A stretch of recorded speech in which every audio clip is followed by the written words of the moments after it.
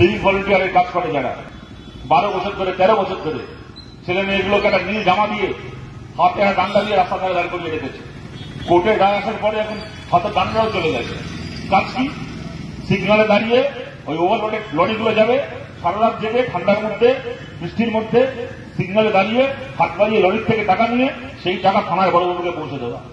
কোথায় কোন বিল্ডিং এ ছাদ ঢালাই হচ্ছে, কোথায় পুকুর ভরাট হচ্ছে, সেখানে গিয়ে স্কোয়ার ফুট ভেবে প্রমোটারের কাছ থেকে পয়সা নিয়ে তৃণমূলের পার্টি অফিসে পৌঁছে দিয়ে আসে। কাজ কি করে না? Civic volunteer. 12 বছর ধরে 13 বছর ধরে দাঁড়িয়ে আছে। চাইলে মমতা বন্দ্যোপাধ্যায় পারতেন না ঈদের কাজগুলোকে স্থায়ী করতে? উনি করলেন না। না উনি জানেন একটা লোককে যদি স্থায়ী চাকরি দিই সে আমার কেনা গোলাম হয়ে থাকবে না, আর যদি একটা লোককে নিরাপত্তাহীন করে রাখি, তাকে যদি স্থিতির হতে না দিই, স্থায়ী হতে না দিই তার চাকরিতে, তাকে কালকে বলতে পারবো যে আমার কাজটা করে দে, আমার কথা মতো ওইটা কর, আমার কথা মতো ওইটা কর, নাহলে কালকে লাঠি মেরে কাছ থেকে বার করে দেবো।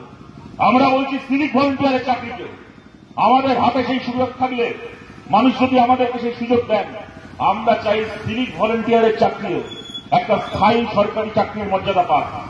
5 মাস 6 মাস 1 বছর অস্থায়ী হয়ে কাজ করলে একজনের চাকরি স্থায়ী হয়ে যাওয়ার কথা আমাদের দেশে।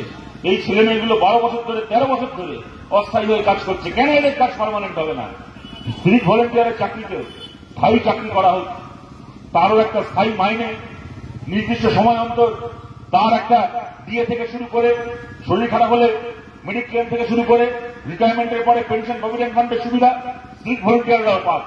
যাতে কোন পার্টি, না তৃণমূলের, না সিপিএমের, না কংগ্রেসের, না বিজেপি, কোন পার্টি দলদাস হয়ে যেন মাথা নিচু করে বেঁচে থাকতে না হয়।